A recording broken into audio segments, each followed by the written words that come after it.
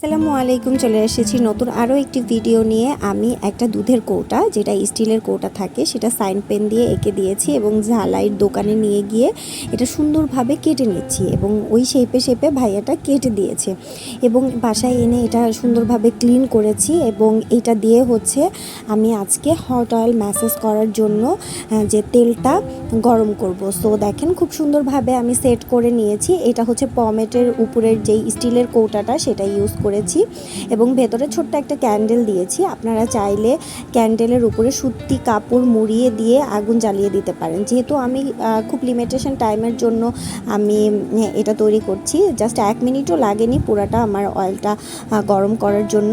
So এই কারণেই আমার ছোট ক্যান্ডেলের টুকরা নিয়েছি। কি সুন্দর বলক উঠেছে দেখতে পাচ্ছেন।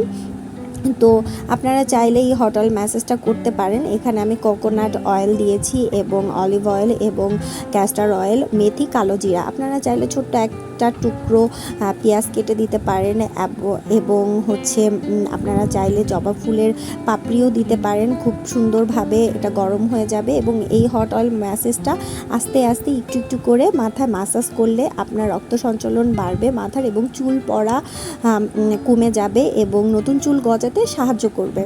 ধন্যবাদ। আসসালামু আলাইকুম। ফুল ভিডিওতে থাকার জন্য অনেক অনেক ধন্যবাদ। দেখেন এতটা পরিমাণ গরম হয়েছে যে আমাকে টিস্যু পেপার দিয়ে ধরতে হয়েছে।